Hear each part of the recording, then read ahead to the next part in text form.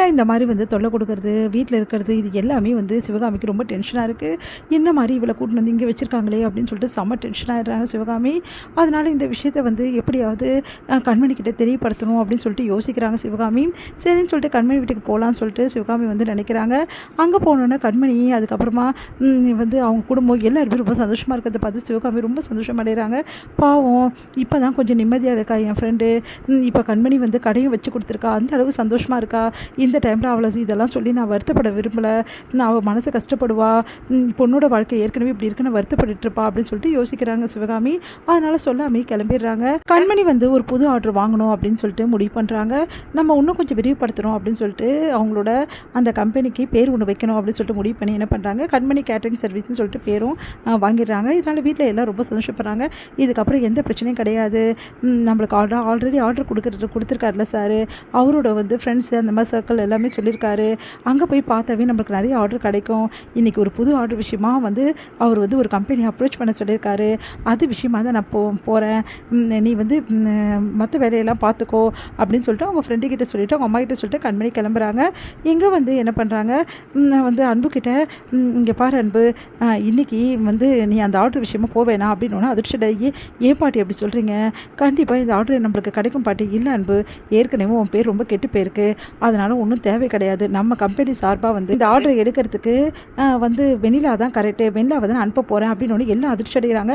வெண்ணிலாவுக்கு என்ன தெரியும், இதெல்லாம் ரொம்ப அநியாயம் அப்படின்னு சொல்லிட்டு எல்லோரும் சொன்னோன்னே, எனக்கு தெரியும் என்ன பண்ணுறதுன்னு அப்படின்னு சொல்லிட்டு, இங்கே பாரு அன்பு, உனக்கு கம்பெனி நல்லா இருக்கணுமா இல்லையா சொல்லு அப்படின்னு. ஆமாம் பாட்டி நல்லா இருக்கணும், அப்படின்னா நான் சொல்கிறத நீ கேளு, நீ வெண்ணிலா கூட சப்போர்ட்டுக்காக போ, டீல வெண்ணிலா பேசி எப்படியும் முடிச்சிருவா, அந்த நம்பிக்கை எனக்கு இருக்குது, நீ சப்போர்ட் பண்ணால் போதும் அப்படின்னோடனே அதிர்ச்சி அடைகிற அன்பு, வேணா பாட்டி, எதுவாக இருந்தாலும் அவளே பார்த்துக்கிட்டோம். அதெல்லாம் இல்லை அன்பு, நீங்கள் இல்லாமல் நான் போக முடியாது பாட்டி, ப்ளீஸ் பாட்டி, அன்புவையும் வர சொல்லுங்கள் பாட்டி, அவரும் வந்தால் தான் நான் போவேன் அப்படின்னு வெண்ணிலா பேருமே அப்படியே ஓவராக பேசுகிறாங்க.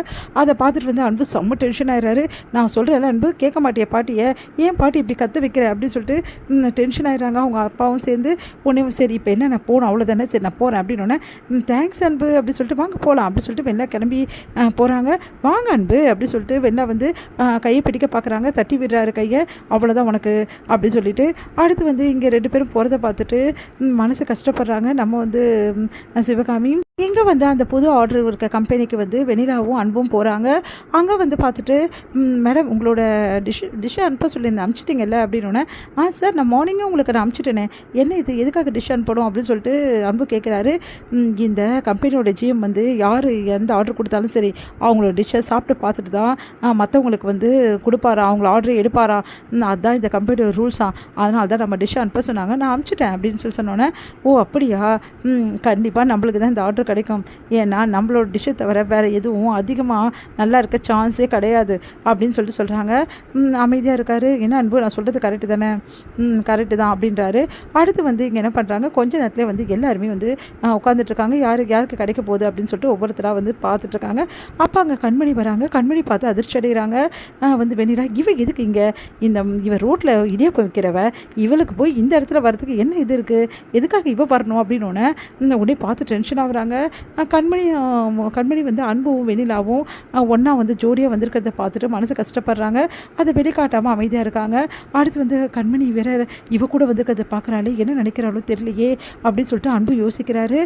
அப்புறம் வேணுனே வந்து என்ன பண்ணுறாங்க, கண்மணி முன்னாடியே வந்து அன்பு மேலே கையை போடுறாங்க. வெண்ணிலா ஓவராக பண்ணிகிட்ருக்காங்க. இதெல்லாம் பார்த்து அன்பு விலக்கி விடுறாரு. அதை கண்மணி கண்டுக்காத மாதிரி அமைதியாக உட்காந்துருக்காங்க. அடுத்து வந்து கொஞ்ச நேரத்தையே வந்து உங்களுக்கு வந்து எங்களோட ஜிஎம் வந்து சொல்வார் எல்லா விஷயத்தையும், அவர் தான் இதுக்கு எல்லாமே இந்த வந்து கம்பெனிக்கு, அவர் வந்து யாருக்கு ஆர்டர்னு வந்து சொல்வார் அப்படின்னு சொல்லிட்டு சொல்கிறாங்க. உடனே வந்து அவர் வராரு. பார்த்தா புதுசாக வந்து ஒரு யங் ஆளாக வராரு. அவரை பார்த்தோன்னே வந்து அப்படியே வந்து ரொம்ப நல்லா இருக்காரு, ஹேண்ட்ஸமாக இருக்காரு அப்படின்னு சொல்லிட்டு எல்லாருமே அங்கே பேசிக்கிறாங்க. அன்பும் கண்மணி அதுக்கப்புறம் வெண்ணிலா எல்லாரும் அவரை பார்க்குறாங்க. இந்த வாட்டி வந்து சூப்பரான வந்து ஒரு சாப்பாடை நான் சாப்பிட்ருக்கேன், ரொம்ப நாளாக வெளிநாட்டில் இருந்ததால் எனக்கு அந்தளவு டெலிஷியஸான ஃபுட்டு இங்கே கிடைக்கல, ஆனால் இங்கே வந்தது அவ்வளோ சூப்பரான ஒரு ஃபுட்டு கிடச்சிது அப்படின்னு சொல்லிட்டு பாராட்டிகிட்டே போகிறாரு அந்த ஃபுட்டை பற்றி. உங்களுக்கு தான் இந்த ஆர்டரையும் நான் கொடுக்க போகிறேன் அப்படின்னோடனே, வேறு யாருது நம்ம தான் இருக்கும் அப்படின்னு என்ன சொல்கிறாங்க. அது யாருதுன்னா கண்மணி கேட்ரிங் சர்வீஸ் அப்படின்றாரு. அவங்களுக்கு தான் இந்த ஆர்டர் போகுது.